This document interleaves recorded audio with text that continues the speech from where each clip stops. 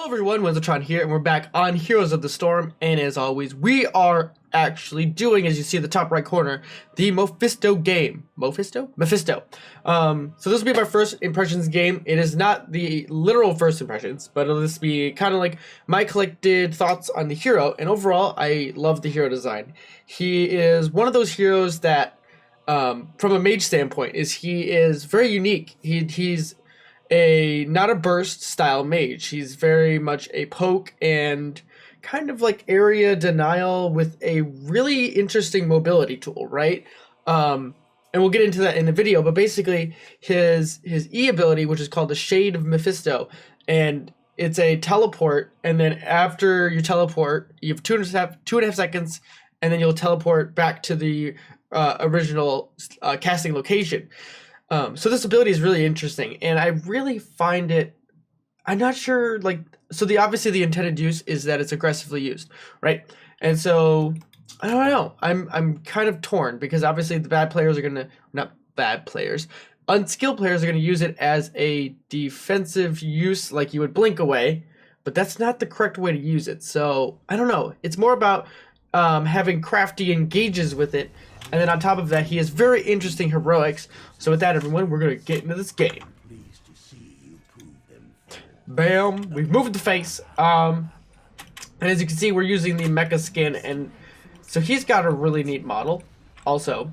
So right now, we're going to go over some of the skill shots and stuff like that. So basically, his trait is called Lord of Hatred, which hitting an enemy with your basic abilities reduces the basic abilities. So Skull Missile and Shade reduce cooldowns by 1.5 seconds, and for every tick of your Lightning Nova, it reduces it by 0.3 seconds per hero hit. So if you're hitting multiple heroes for all of your spells, you're getting a massive amount of cooldown reduction. And so here we go. First skill shot is what is called Skull Missile, like so. And the interesting thing about this, we're actually going to take Malicious Intent at level 1. And then we're going to teleport in. And as you can see, I messed up the range there for a second. But now we're back in safe range. Anyways, so the first one is Skull Missile, which is a interesting skill shot in the sense that after you cast it, it will linger there for 0.75 seconds and then travel forward. And then the next ability, which we're going to use Shade first, and then we're going to pop our Lightning Nova as you saw there and get a kill on the enemy Ariel, like so. We did pretty good. So the Shade, as I was explained in the beginning of the video, and then Skull Missile again. So Skull Missile is interesting because if you're not leading the target, you're actually not going to use it properly or effectively. It's decent for lane clear, and you kind of have to like predict like, oh, is someone going to be trying to, like, I'm not really sure how to explain. Oh. Other than that, so right now, if I was panicking, I would use my Shade and then put my, like, basically just delay the inevitable, right? But I'm not going to do that because I'm not silly. Well, I am silly, but not to that time. If I panicked, I would have easily died. And then level 1, we went for Malicious Intent, which is after using your Shade, and then 2 seconds after it expires, you will gain spell power increase of 20% for basically a total of 5 seconds. And this is honestly, to me, the most, I think, the simplest talent to use, and it doesn't like lock you into one thing. I think Anger could be useful, but basic attack range on Mephisto is very short, and you really don't do a whole ton of damage. So I personally don't see the usefulness of it compared to the other ones. Yeah, sure, it makes a sense from a CDR standpoint, but I just don't enjoy that talent design too much for a mage style hero. You should be using your abilities, not your auto attacks. So, oh, hello Nova. Level 4 is upon us, and so using Chaos OS as my baseline for what you should be like initial builds and stuff like that. From a numbers perspective, I'm gonna go with Static Barrier. This is just provides the best sustain. There is a numbers version where you can go with Spite, where you're going to be collecting a lot of Region Globes like Tomb of the Spider Queen. But, ooh, hello Nova. But overall, you're just going to get more value from going Static Barrier over anything else. Hateful Mending, dealing damage with your Skull Missile, I don't see that. Even though Skull Missile has a quite wide impact area in its travel path, I just don't. I think shields are just better for most people, or for most like damage mitigation, right? Because it's like an anti-burst, and it's got a higher skill cap, right? Because this stacks up over 50% of the damage equal to what you've just dealt. So it's interesting. Just gonna drop a Q there and then continue on. So as you can see there, you don't need to like stay there and wait for your spell to go off.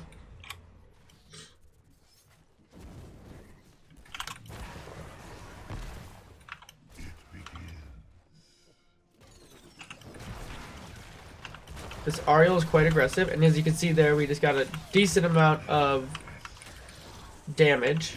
We're gonna pop again, use our static Nova again, or lightning Nova rather. It looks like static though, right? Well, good grenade and back into the medic's attack, and there we go. We're getting a whole bunch of CDR, and I'm not capitalizing on it as much as I could be. And you can see the massive shield that we have. So the more CDR you get, the better your more damage you're gonna dish out. And it's just like this compounding like feedback loop, which is so much fun. I think this hero is one of the like few mages. Like, I like heroes that have mobility. And if you listen to our Master of the Storm podcast, I kind of gave my 2 cents on why I think this hero is good. At level 7, we're gonna go Ghostly Armor. So level 7 town is all shade upgrades basically, and it incentivizes you to kind of pick a playstyle. And then again, Master of the Storm. Basically, armor is always good. Whenever you have an option to have armor, there's some weird interaction there with the chain and the knockback from Ariel with Chen's stuff. Alright, so we're going to try a play in a second here, where we do this, and then do all sorts of damage. So we've zoned out Lunara. We're just going to auto-attack him down, and then we're going to lose this first Punisher, but that's fine. But we're gonna steal the reject globes. I think that's real. I don't know which one was real. I think the one that just ran away is the real one, sadly.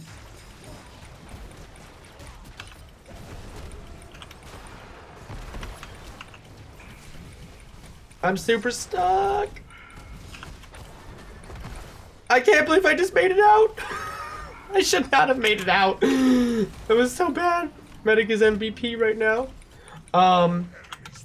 But yeah, so the Ghostly Armor is just while Shade is active, you get 20 armor. The other one's is Frost Armor, so this one slows nearby. I can see points where you're gonna use it, like I don't know. Like, it seems weird because you want to like use this aggressively, but the Shade is left behind from the point you're at. So I don't know, it's a little weird. And the trickery is actually pretty good too. I can see reasons to do that when you don't have a healer, like say Quick Match, or they have just a little bit more mobility where the additional armor isn't going to be the defining factor, rather, or lockdown. Sorry, because the Shade has some interesting mechanics behind it where it will actually cleanse you if you're stunned and you're gonna jump back to your clone or your Shade. It'll cleanse you basically, which is really neat. I think that's cool having those kind of interactions. Is this gonna incentivize the play from a higher skill level, which is always good. I think right now the dev team is doing a really great job of giving players a higher skill ceiling to play with, which is awesome. So here we are, level 10. So Consume Soul is obviously the cool global heroic, right? Everyone's gonna say that's broken. It's really fun. It's got 120-second cooldown. It's a big burst damage and the whole deal. But I want to say, it's like Durance of Hate. I tried it in a few games so far, and I just don't see it. So, ooh, see, look at that skills right there, dodging dunks and stuff. That's the first time I've actually done that. I'm gonna Nova, silly Nova. You can't go through structures. So we're gonna just do Consume Souls though, since they do have a Nova. I think in other scenarios where there's heavy melee, you would go Durance of Hate if you're trying to lock down, and I did that before, and it actually works pretty well if there's a very melee heavy team. Whereas in this scenario, they have a lot of squishies. So if we get anyone poked down a lot, we have Nazebo and Jaina and stuff like that. We can really capitalize on stuff like that.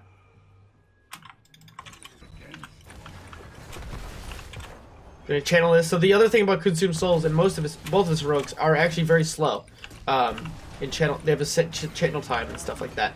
So you gotta be real careful when you use them. You can't be like out of place, or severely out of place for that matter, to when you cast them. Otherwise, you will have a bad day. And as you can see, I forgot to mention too that the longer you're hitting, or the more times you hit with your Lightning Nova, increases the damage. So you can see right there, it's stacked up to the maximum. Just gonna slowly work my way out.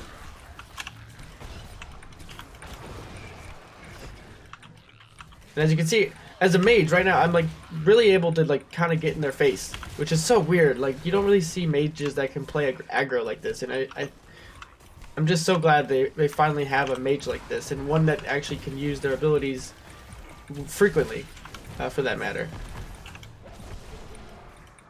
We did lose the medic, and I'm gonna die now because I used the shade improperly there. But I was kind of like stuck there anyways. It is what it is. You want to be able to, like, absolutely sure when you're burrowing in, because if you're gonna burrow in and it's not where you want to be, it's bad. So you can go 2 different talents here at level 13 really. The splashing auto attacks, I can see why you'd want to go for it because it just seems fun and everything like that. Oh no! Yes! Did it go? I don't know if it went off, but either way. Shard of Hate, I just don't see that getting value because this auto attack range is right there. Like that's really close and scary, and it's relatively slow as well. So you either go for Abhorrent Skull, so you get 20% spell power when you hit a hero with your Q, or you just go with the Lord of Hate, also reduces basic, or the heroic cooldown as well. We're gonna go full spell power build in this scenario. You could go either one. It's up to you. If you're gonna be skirmishing a lot with your team, peace out. Peace out. Jaina, leave me. Oh my god. And so the other thing about his kit is that it's balanced around being able to do PvP damage, right? Not PvE. Even though he still has decent PvE damage, the CDR only functions when it attacks heroes, which is interesting, right? So it's another way of balancing around, like how to play the hero properly, which is, I just like love that design. And then I'm trying to think of other heroes that have like very strong PvP kits, but not as good PvP or PvE. Sorry.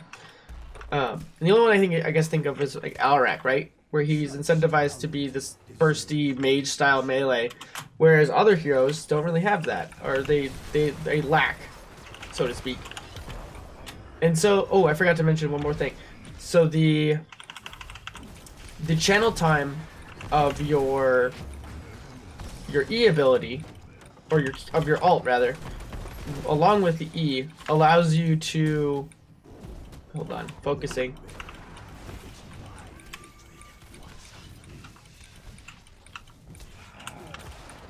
Dodge that. We're gonna go static field here at level 16. I'm focusing. Hold on. I have more to talk about, and I don't really remember where I was at. Can I? Oh my god! I just was gonna like poop him, like just bop him one more time.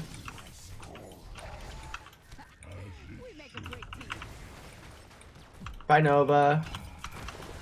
Boom.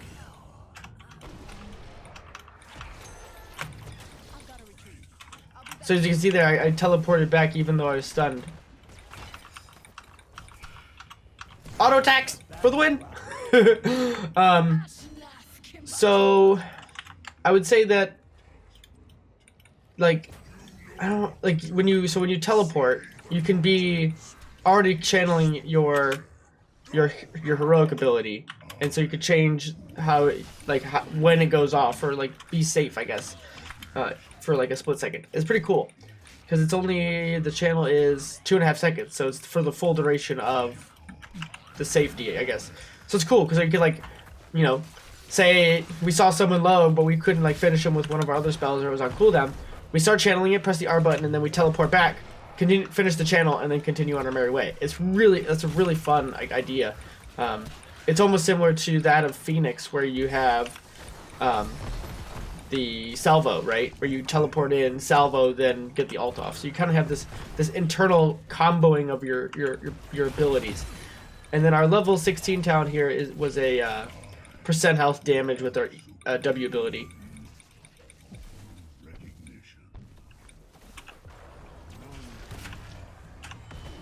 So there you go.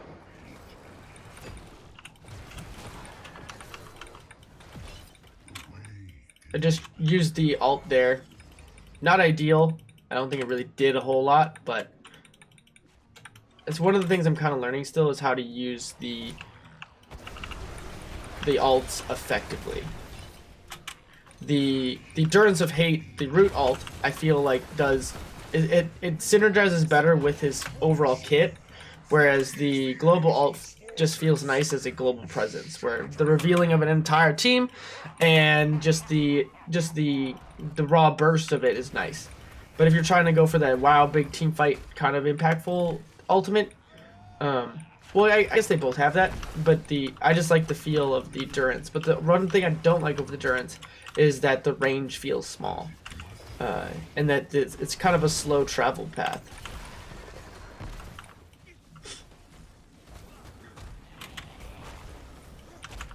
I don't have any abilities to press. Okay, we're good. And we're gonna cast it, and we're gonna do all the things. We're just gonna stand here. We're gonna teleport out, and then all right, level 20 is here. You have 3 level leave over the enemy team.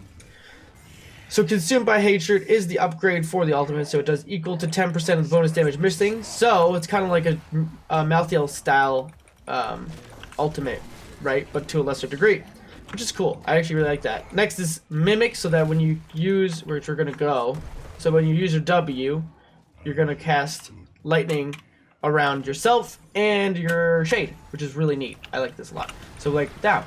So it just provides even more zoning potential that you wouldn't otherwise have.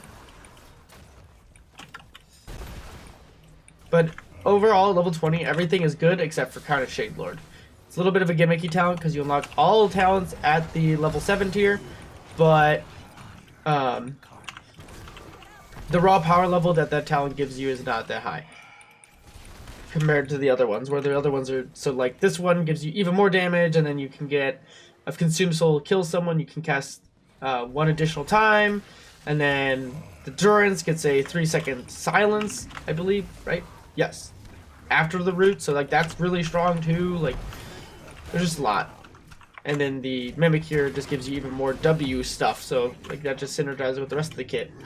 So there's just a lot going on synergizing with the overall kit. Maybe not as blatant as synergizing as the Rainer stuff, but still synergies nonetheless. Since the Rainer we were, can we get out? Yes, we can. These healers today that I've been playing with have been just next level. Been on like this amazing streak lately.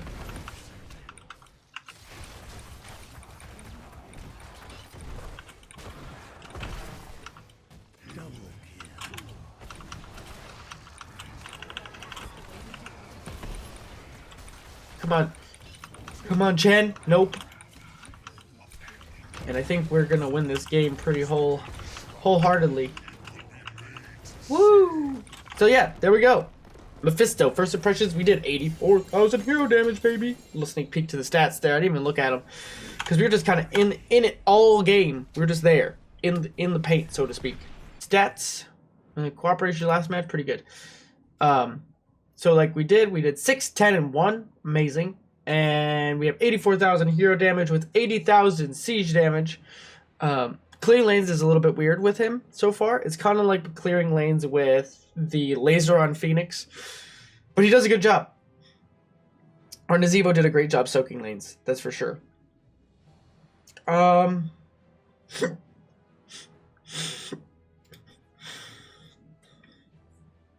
Alright, here we go. Just looking at the towns real quick. Militia's Intent for more spell power. Static Barrier to get more shields. This is our choice of self-sustain. Only self-sustain tier on Mephisto, other than the mobility, obviously. Ghostly Armor level 7, like I said, which is pretty good, and then it just synergizes with the Medics kit. And then we did go for the Consume Souls, but we could have picked either in this situation. I think Consume Souls was just better overall, because looking at the type of healer we had, doing more AoE damage is better. Whereas Rooting wouldn't really have helped us. Well, it kind of could have, if you think about it, with Jaina and Anubrek kind of wanting to do that. But it's okay. He's making an argument for both, which is good. And then level 13, we went for more spell power with hitting your skulls on heroes for 6 seconds. So that's a 6 second, and this is a 2.5 seconds. So if you combine those properly, that's a 40% spell power increase. And then we went for static field, which is when the lightning nova's damage reaches the 40%, which takes a little bit. I actually haven't done the math on that. I think it takes like 4 or 5 hits. Like, I don't know. I have to look in that. You'll do 12% of their health, which is really, really strong, especially if you have double warrior, which is really prominent right now, like Blazes, and we have the Muradins or the Diablos and stuff like that. And then I also went Mimic to just have more lightning out there so that it synergizes with the 4, 16, and 20. And then you could obviously have gone 4, so looking at 13 and 16 again, or even 1. So you could still go for the Furious Spark. So you go W here, W4, or W at 1, W at 4, and W at the 16, right? Or you could even do the Animosity. So this is extends the duration, and then passively your basic attacks while Lightning Nova is active cause an immediate pulse of Nova damage. Oh, that's interesting. So this is the other talent that I didn't actually use yet, which I need to actually use because I'm just so used to trying burning the tanks down. So that when you basic attack, you get an immediate damage. So I don't think you have to be standing near them to have it activate, which is really good. And level 20, like I said, no, wait, no, we're good. So yeah, and then you also do the Hysteria if you want to do more ultimate stuff and things, which is always fun. So everyone, that's going to do it for the Mephisto video today. And his first impressions, he's got some really cool skins like Baseline, like this one. I really like this one's look. So this is the base model, right? So then they just kind of took that and made it opposite with this. Or you got this golden blue one here, which is really cool too. And then they have this other grayish looking one and a green one. And then the 3 paid for ones that are mecha, which are all very neat in their own ways too. Oops. Overall, I love this hero. And I'm going to have to add him to my kit of heroes that I can play when I'm not playing a tank. Because as you can see from all of my highest level heroes, most of them are tanks. As many of you well know, over the years that we've been making videos for Heroes of the Storm. So with that, everyone, what do you do, or what do you like to do for Mephisto, or what did you think of this video, or just his hero design in general? Because I'd love to hear your thoughts. And also, shameless plug, go check out Master of the Storm, a Heroes of the Storm podcast, which is basically a long-form conversation with myself and LDAP, who comments on almost all of these videos here on YouTube. Yeah, we just talk about heroes and how we think about heroes in a very, I guess, nuanced way. And we try to combine that with not only just video games, but other things we read or listen to or anything like that. So, see you all next time, everybody.